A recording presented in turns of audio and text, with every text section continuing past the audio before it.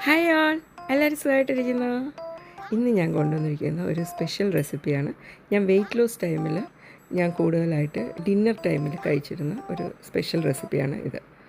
അപ്പം നമുക്ക് റെസിപ്പിയിലോട്ട് പോകാം. അതിനാവശ്യമായിട്ട് നമ്മൾ ആദ്യം വെളുത്തുള്ളിയും പച്ചമുളകും നന്നായിട്ട് ചതച്ചെടുക്കുക. അതിലേക്ക് കുറച്ച് പെപ്പർ പൗഡറും ഒരു അര സ്പൂണ് വിനാഗിരി ഒഴിച്ച്, പിന്നെ നമ്മുടെ സോയാ സോസില്ലേ അതും, പിന്നെ കുറച്ച് കെച്ചപ്പും. എന്നിട്ട് അത് കഴിഞ്ഞിട്ടേ ഉപ്പിടാവുള്ളൂ. കാരണം ഉപ്പ് നമുക്ക് കാരണം സോസിന് ഉപ്പ് രസം കാണും. അപ്പോൾ അതുകൊണ്ട് അത് കഴിഞ്ഞിട്ട് നമ്മുടെ ഉപ്പ് അനുസരിച്ച് ഇടുക.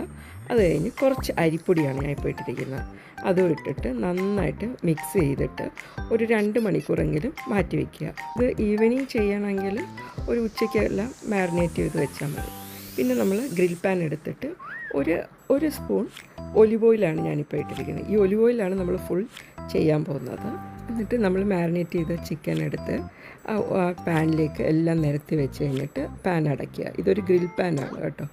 അത് കഴിഞ്ഞ് നമുക്ക് കുറച്ച് ബ്രക്കോളിയും ക്യാരറ്റും, ഞാൻ ഒരു ഹാഫ് ബ്രക്കോളിയും ഒരു ക്യാരറ്റുമാണ് എടുത്തിരിക്കുന്നത്. അത് വട്ടത്തിൽ അരിഞ്ഞെടുക്കുന്ന ക്യാരറ്റ്. അതും പിന്നെ കുറച്ച് ഉപ്പും മഞ്ഞൾപ്പൊടി ഇട്ട് വെള്ളത്തിൽ വേവിച്ചെടുക്കുക.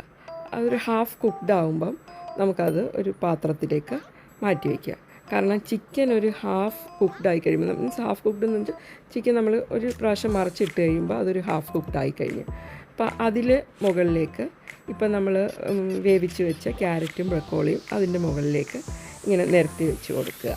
അതിൻ്റെ കൂട്ടത്തിൽ ഞാൻ വേറൊരു കാര്യം കൂടെ ചേർക്കുന്നുണ്ട്. അത് എന്ന് വെച്ചാൽ നമ്മുടെ മഷ്റൂമാണ്. മഷ്റൂം നിങ്ങൾക്ക് വേണമെങ്കിൽ ചേർത്താൽ മതി, കാരണം എൻ്റെ കയ്യിലുണ്ടായിരുന്നു, അതുകൊണ്ടാണ് ഞാൻ ചേർത്തത്. അപ്പോൾ ഒരു 3-4 മഷ്റൂമും കൂടെ ഞാനിങ്ങനെ അരിഞ്ഞ് അതിൻ്റെ മുകളിൽ ഇടുന്നുണ്ട്. എന്നിട്ട് കുറച്ച് പെപ്പർ പൗഡറും കൂടെ ചേർക്കുക. ഉപ്പ് നമുക്ക് ചേർക്കണ്ട, കാരണം ഓൾറെഡി നമ്മൾ ചിക്കനിൽ ഉപ്പുണ്ട്, പിന്നെ ഇതിലും ക്യാരറ്റിലും കുറച്ച് ഉപ്പ് ഇട്ടിട്ടുണ്ട്. അതുകൊണ്ട് ഉപ്പിൻ്റെ ആവശ്യം വേണ്ടി വരില്ല. അത് കഴിഞ്ഞ് നമുക്ക് ഗ്രിൽ പാന് അടച്ചിട്ട് നന്നായിട്ടത് വേവിച്ചെടുക്കുക. ഒരു 10-15 മിനിറ്റ് ലോ ഫ്ലെയിമിൽ ഇട്ടാൽ മതി. അപ്പോൾ ഇത് വെന്ത് വന്നിട്ടുണ്ട്. ഇതാണ് നമ്മുടെ റെസിപ്പി. കാരണം ഇത് നല്ലൊരിതാണ്. പിന്നെ അവസാനം നമ്മൾ എടുക്കുന്ന ടൈമിൽ കുറച്ച് ലൈം ജ്യൂസും കൂടെ അതിൻ്റെ മുകളിൽ, അത് നിങ്ങളുടെ ആവശ്യത്തിന് ചെറിയ പുളിരസം വേണമെങ്കിൽ ചേർത്താൽ മതി. ഈ ഹെൽത്തി ഫുഡിൻ്റെ കൂടെ ഒരു കാര്യം കൂടെ നിങ്ങൾ ചെയ്യണം, എക്സസൈസ്. അത് കമ്പൽസറിയാണ്.